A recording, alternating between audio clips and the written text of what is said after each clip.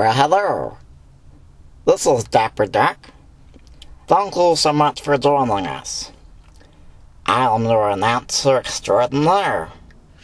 And welcome to the second episode of Tired of the Crud Sports Radio. My brother, John, Turnell, and Elmer are here to bring you commentary, smart commentary, without all the nonsense. We're not going to be talking about injuries. We're not going to be talking about suspensions. We're just going to give you the sports and joke around a little bit. Nice and clean. Safe for the kids, too. So, without any further ado, I said, without any further ado, take it away, boys. Well, hello. My name is Fudd, and welcome to the second episode of Tired of the Crud Sports. My buddy John and my buddy Tony here to bring you a recap of all of Sunday's action. Yes, and just remember, as we go into the commercial break, there's two kinds of people in this world. The people that you don't like very much, and the people that you like even less than that. Alright, John, be quiet. We're going to the commercial break and we come right back. Alright, we are back, and so now we go into the portion of the show where we talk about the matches, the scrums from Sunday. So I'll leave it to you, Ford, to go ahead and get us kicked off with all that. And just remember, no matter where you are, there you are. Alright, let's start off with some of the games that didn't matter too much. Between sticky teams, Cleveland lost to the Jets 31-10. Carolina beat Jacksonville 20-9.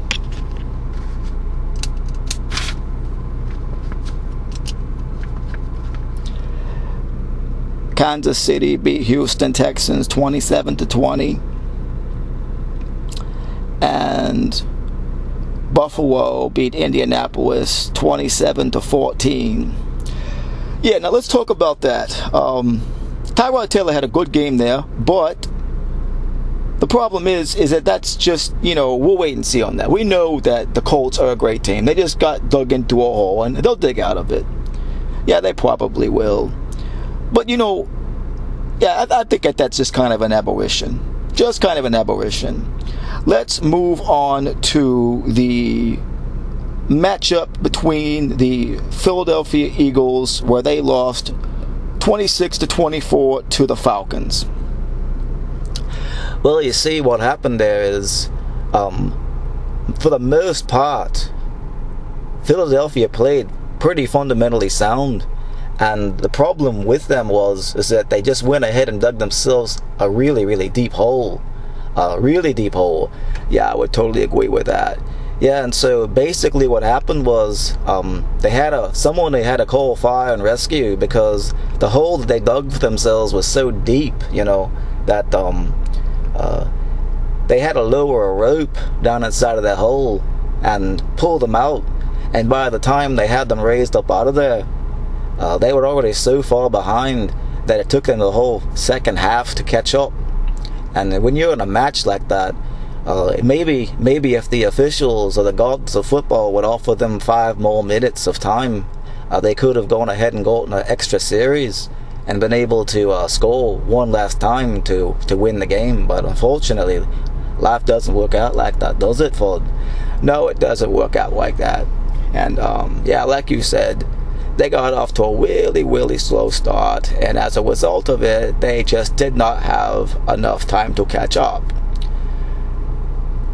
What do you think, Dapper? Well, I couldn't agree more. I think that whenever you have a rule where there's so much turnover, you're going to have a slow start to the first half. Bradford, he had to live and plod in the preseason. So, I mean, we gotta give the guy 30 minutes to get his foot under himself. So I look for Philadelphia to have a bounce back next week. Yeah, so let's move on to the next score. Tennessee versus Tampa Bay, where Tennessee opened up on Tampa Bay 42-10. Take it away, John. Well, this is the one game that I was looking for the whole year because we have the first and second overall pick in the NFL college draft of 2015. And you see what happened was people were debating a long time between Marcus Mariota and this Jameis Winston. And the problem is that I could have told you this was going to work out this way. Oh yeah, why is that, John? Well, honestly, I don't want to pick on the guy, as you would. I don't want to be downgrading the fellow. But the problem with Winston is that, he has maturity issues. Yeah, I couldn't agree with you more. In fact, he got into more trouble at the University of Florida than my Uncle Vinny when the feds were looking after him. And I don't know what Vinny was doing, but the feds were looking for Vinny. But anyway, Jameis Winston, in every interview I've ever heard of him and getting ready for all the big names for this season, Jameis Winston, whenever he is interviewed about all of his problems and all of his troubles at the University of Florida, this is his typical answer. His typical answer is, hey, that was college, this is the pros, I'm moving on. Yeah, I may have made some mistakes in the past, but that's the past. It's like he doesn't ever apologize for it, and he doesn't even seem to think that what he did was wrong. It's almost like he thinks that what he did was okay for him to do, but if everybody else thinks it's wrong, well, that's their problem. And here's what I have to say about that. Oh, do we have to listen to any more of this? Yeah, you do, Fudd. Yeah, you do. If you want to chime in and help, I'll be happy to let you talk. I just want you to wrap it up, okay? I want you to say things more concisely. Okay, I can say it more concisely, whatever that means. Does that mean shorter? Yeah, that means shorter. Okay, that's fine. Okay, here's the deal. In order to be the most important player on your team, you have got to be the leader. You have got to be a high character guy.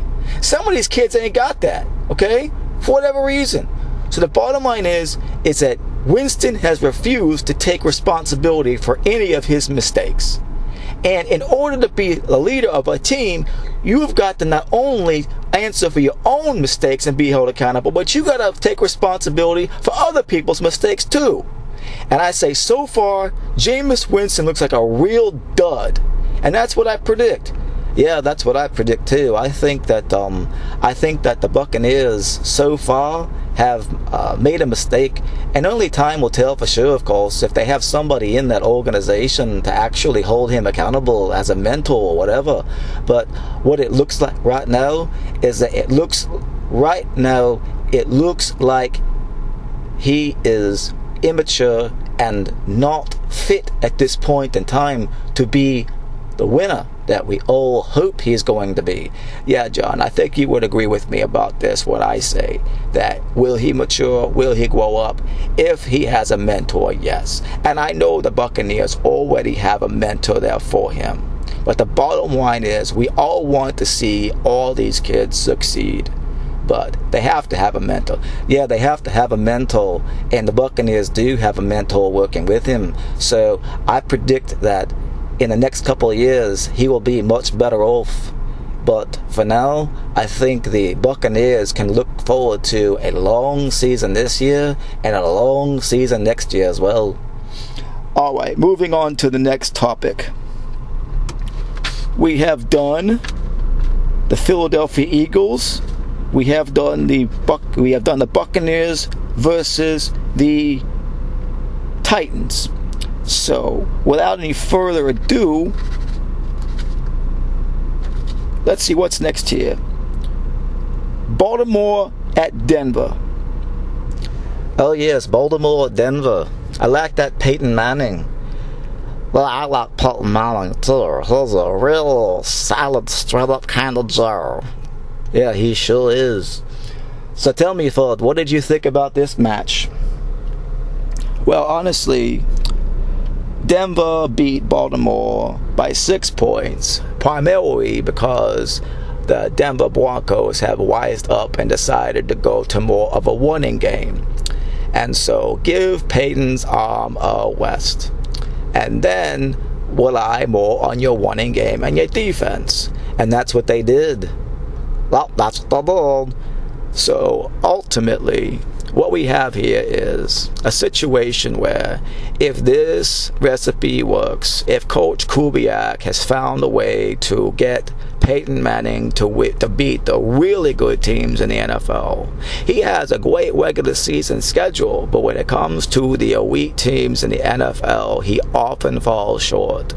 And here he has played in Week 1 the Baltimore Ravens, which everyone is predicting will go all the way to the Super Bowl. Well, I don't know if everyone is predicting that, but I know that a lot of people are. Yeah, I think a lot of people are. And that, like, I agree with what Fudd just said. I'm too. I agree with what Fudd just said. What Peyton did on Sunday was humble himself. He's a humble guy. Don't get me wrong, but he humbled himself even more. And what happened this time is that they are learning to play to the strengths of the rest of the players on the team. Yeah, and one thing I don't quite understand. Oh, really, Ford? What is that? Well, you see, Peyton makes all these nationwide insurance commercials, you know, selling all kinds of insurance. But I think that considering his longevity in the NFL and the fact that he is going to have pain and weakness and soreness all over his body once he retires, I kind of think that maybe rather than advertising for just any type of insurance, he should advertise for health insurance. Hey, what the heck was that? Was that your laugh? Yeah, that's the way he laughs. Don't you remember from all the cartoons that he used to do? That's his laugh. Well, that's his laugh. Unfortunately, we'll have to listen to it from time to time. Okay now, let's go. Let me do a couple of scores from some of the other insignificant games from last Sunday. The Detroit Lions lost to the San Diego Chargers 33-28. The Arizona Cardinals beat the New Orleans Saints 31-19. Anybody care to comment on this one? Yeah, unfortunately, it would look as though the New Orleans Saints are pretty much back up to their losing ways from last year, and I think that yesterday's matchup is endemic of the fact that they're probably going to have a long year. They really foolishly gave up on what's his name, Jimmy Graham, their tight end. Yeah, they did. They did give up on Jimmy Graham, their tight end. I think he was really stupid too. We can say stupid on the show, Cameron. It's tired of the Crud Sports Radio, not PC. Yeah, that's what I thought. So anyway, yeah, that was really dumb for the New Orleans Saints to give up on Jimmy Graham and trade him away like that, and they're going to pay the price for it, and New Orleans is going to stink this year. That's all I got to say about that. Okay, now, without any further ado, Oakland versus Cincinnati, where Cincinnati beat Oakland 33-13. Does anybody care to comment on that game? Are either of those teams relevant to anything? No? I don't think they are. I don't think they are either. So why don't we just go ahead and give the next score?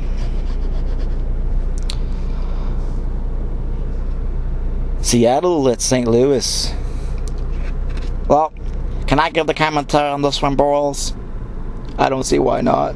Okay. St. Louis beat Seattle 34-31 in overtime. All this means is, look, Russell Wilson put up 31 points with the Seattle Seahawks and the depleted defense.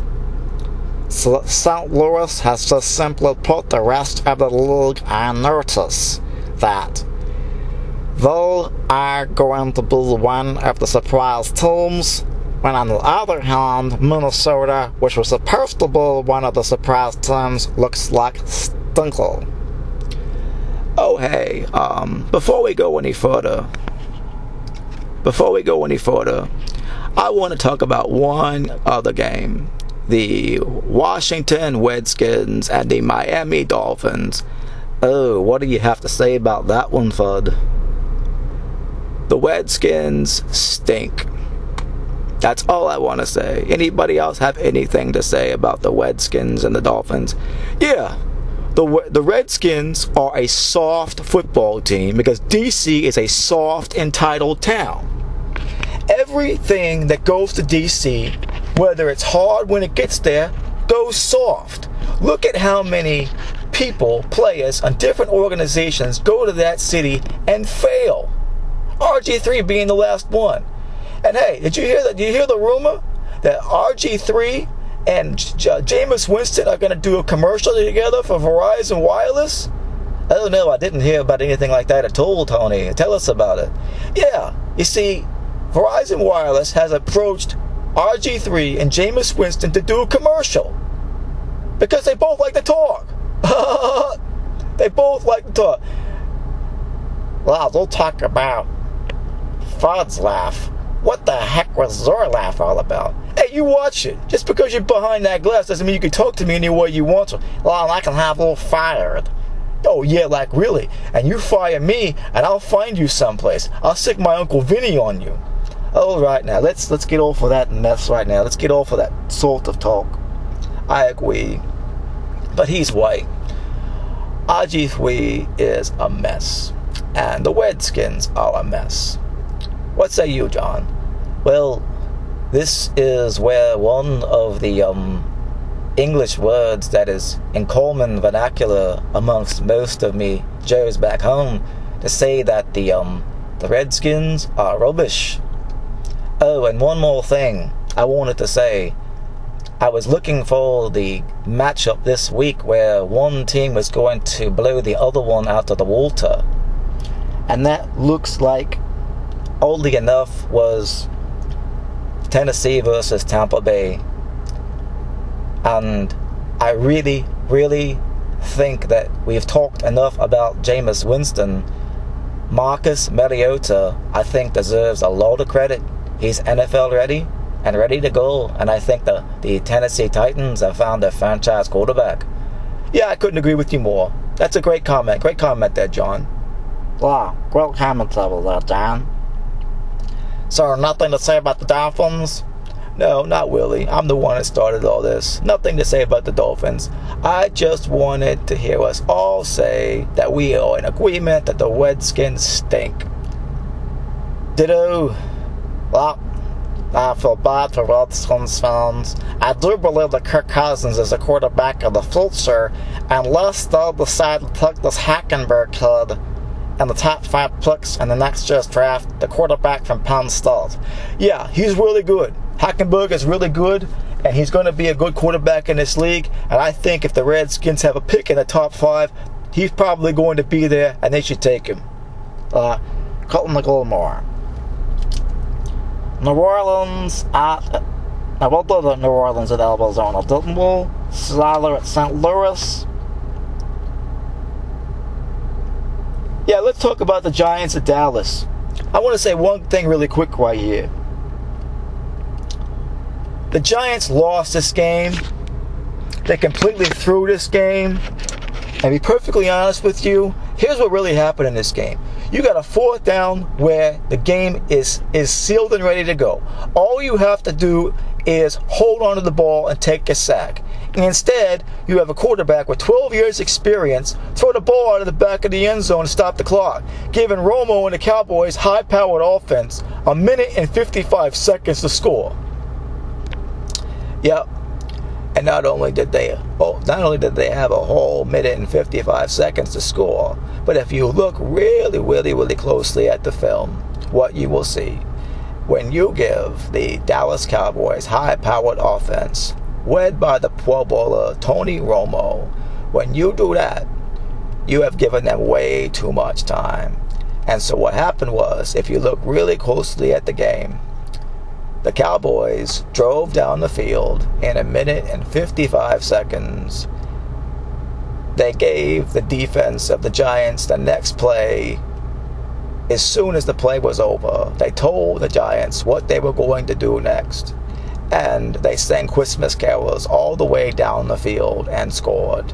That is how dumb what Eli Manning did was. It was very Redskin-esque. Yeah, that's pretty good. That was very Redskin. That was very Redskin-esque. In fact, hey, let's coin that as a phrase here on this show. When something's good, it's Jordan-esque. And when something is bad, it's Redskin-esque. When something is dysfunctional, it's Redskin-esque. When something is stupid, it's Redskin-esque. I couldn't agree more. I think that the Redskins are a bunch of dullards. Alright now, moving right along to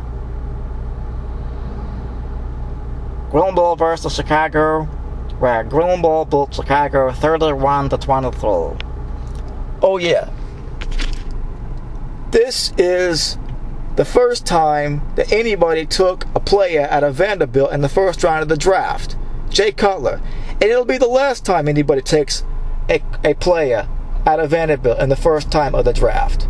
Kind of like the Redskins when they took Patrick Ramsey, 32 overall, out of Tulane. It'll be the last time anybody takes a player in the first round of the NFL draft out of Tulane. Because those are starting pro football schools. Sometimes these GMs and these talent evaluators, they get so full of themselves, they get too cute. Yeah, I couldn't agree more. Yeah, they get too cute. And they try to outfox themselves.